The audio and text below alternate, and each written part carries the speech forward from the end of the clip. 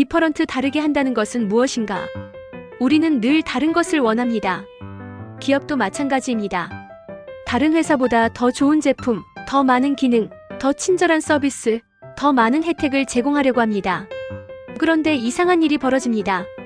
모두가 차별화를 위해 노력하는데 결과적으로는 모두가 비슷해집니다. 문영미 교수의 책 디퍼런트는 바로 이 지점에서 질문을 시작합니다. 진짜 다르다는 것은 무엇일까요? 차별화하려고 할수록 우리는 왜 더 비슷해질까? 1장. 선택지가 많아질수록 경쟁은 치열해진다. 과거에는 하나의 상품군에 몇 개의 제품만 존재했습니다. 하지만 시간이 지나면서 제조사가 늘어나고 같은 제품 안에서도 수많은 옵션이 생겨났습니다. 소비자에게 선택의 폭은 넓어졌지만 기업의 입장에서는 경쟁자가 그만큼 많아졌습니다. 그리고 기업들은 경쟁에서 살아남기 위해 더 많은 기능과 서비스를 추가하기 시작합니다. 경쟁사가 무엇인가를 추가하면 우리도 그것을 추가합니다. 경쟁사가 새로운 서비스를 시작하면 우리도 비슷한 서비스를 만듭니다. 그 결과 소비자는 수많은 선택지를 갖게 되었지만 정작 기업들은 점점 서로 닮아갑니다. 카테고리의 확장, 그리고 차별화를 위한 경쟁이 모두를 비슷하게 만든다. 2장. 더 많이 주는 것이 정말 좋은 서비스일까? 우리는 흔히 생각합니다. 고객은 왕이니까 최대한 많은 서비스를 제공해야 한다고 말입니다. 하지만 한번 생각해 보겠습니다. 가구점에 들어갔는데 판매사원이 계속 나를 따라다닙니다. 제품을 천천히 살펴보고 싶은데 내 뒤에서 끊임없이 제품을 설명합니다. 판매사원은 친절하다고 생각할 수 있습니다. 그러나 고객에게는 그 친절이 오히려 부담이 될 수 있습니다.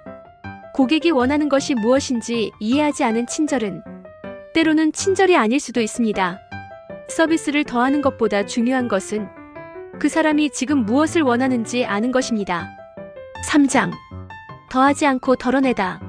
수많은 기업이 더 많은 정보와 기능을 제공하려고 할 때 반대로 생각한 기업들도 있었습니다. 대표적으로 생각해 볼 수 있는 것이 구글입니다. 당시 많은 포털 사이트들은 첫 화면에 가능한 한 많은 정보를 보여주려고 했습니다. 뉴스도 있고 쇼핑도 있고 광고도 있고 수많은 정보가 화면을 채웠습니다. 그런데 구글은 반대로 갔습니다. 복잡한 것들을 걷어내고 검색이라는 본질적인 기능에 집중했습니다. 사람들이 무엇을 더 좋아할까를 고민하기 전에 사람들이 이곳에 왜 들어오는가? 그 본질을 생각한 것입니다.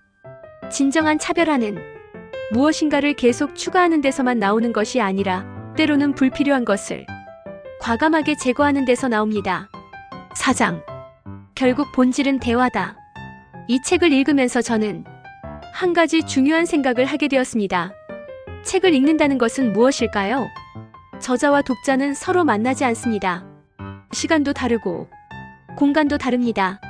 그런데 우리는 책을 통해 대화합니다. 저자는 자신의 생각을 전달하고 독자는 그것을 받아들이고 생각합니다. 결국 본질은 대화, 커뮤니케이션입니다. 마케팅도 마찬가지라고 생각합니다. 수많은 마케팅 기법과 기술이 있지만 그 모든 것의 본질에는 사람이 있습니다. 나는 당신에게 이것을 전하고 싶습니다. 그리고 동시에 당신은 무엇을 필요로 하고 있습니까? 이 두 질문 사이에서 진정한 커뮤니케이션이 시작됩니다. 5장. 기술보다 먼저 사람이 있다. 세상은 빠르게 발전했습니다. 기술은 고도화되고 사회는 세분화되고 전문화되었습니다. 그런데 어느 순간 우리는 기술이 왜 만들어졌는지를 잊어버릴 때가 있습니다. 컴퓨터 기술은 인간의 삶을 더 편리하고 윤택하게 만들기 위해 발전했습니다. 그런데 어느 순간 인간보다 기술 자체에 집착하기 시작합니다. 음악도 마찬가지입니다. 음악이 사람의 마음을 움직이고 감정을 정화시키는 본질보다 기교와 기능 자체가 목적이 될 수도 있습니다. 마케팅도 마찬가지입니다. 마케팅 기술을 아무리 발전시켜도 그 중심에 있는 사람을 놓치면 본질을 잃게 됩니다. 6장. 그렇다면 교회는 어떨까? 저는 디퍼런트를 읽으며 이 문제를 교회에도 적용해 보았습니다. 오늘날 교회들도 수많은 프로그램을 만듭니다.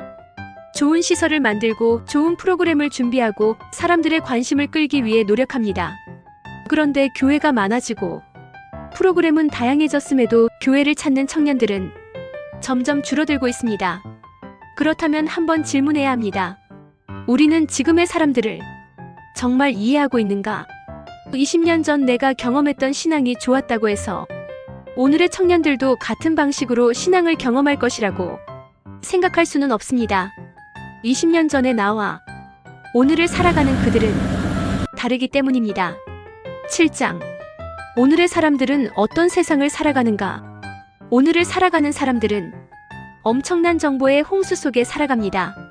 물질적으로는 과거보다 풍요로워졌지만 끊임없이 다른 사람과 비교합니다. 조직 안에서는 경쟁해야 하고 하루하루 생존을 위해 치열하게 살아갑니다. 그들에게 교회는 어떤 곳으로 보일까요? 우리는 너무 쉽게 말합니다. 왜 교회에 오지 않을까? 왜 신앙을 갖지 않을까? 하지만 그 질문보다 먼저 해야 할 질문이 있습니다. 그 사람은 지금 어떤 삶을 살고 있을까? 무엇 때문에 힘들어하고 있을까? 무엇을 두려워하고 있을까? 무엇 때문에 마음의 문을 닫았을까? 8장. 교회의 차별화는 무엇이어야 하는가? 교회가 사람들의 관심을 얻기 위해 다른 교회와 프로그램으로 경쟁하기 시작한다면 우리는 디퍼런트가 지적한 기업들의 경쟁과 비슷한 함정에 빠질 수도 있습니다. 더 좋은 프로그램, 더 화려한 행사, 더 많은 서비스를 제공하는 것이 교회의 진정한 차별화는 아닐 것입니다. 교회의 본질은 사람을 끌어모으는 기술에 있는 것이 아니라 복음에 있습니다. 그리고 한 사람을 바라보는 데 있습니다. 그 사람이 어떤 처지에 놓여 있는지 바라보고 함께 고민하고 함께 기도하고 때로는 함께 눈물을 흘릴 수 있어야 합니다. 그곳에서 회복은 시작될 것입니다. 디퍼런트는 마케팅에 관한 책입니다. 하지만 저는 이 책을 읽으며 마케팅을 넘어선 질문을 만나게 되었습니다. 우리는 사람을 얼마나 알고 있는가? 진정한 차별화는 다른 사람이 하지 않는 무엇인가를 억지로 만들어내는 데 있는 것이 아닐지도 모릅니다. 사람을 다시 바라보는 것, 그 사람이 무엇을 원하는지, 무엇 때문에 힘들어하는지, 그리고 무엇을 갈망하고 있는지를 이해하는 것. 기업에게는 그것이 새로운 마케팅의 시작이 될 수 있고, 교회에게는 한 영혼을 바라보는 새로운 시선의 시작이 될 수 있습니다. 어쩌면 진정한 디퍼런트는 다르게 하는 것이 아니라 다르게 바라보는 것에서 시작되는지도 모릅니다. 사람을 이해하는 순간 다름은 시작된다. 문영미 디퍼런트를 읽고 상상서가 BOOK&THINK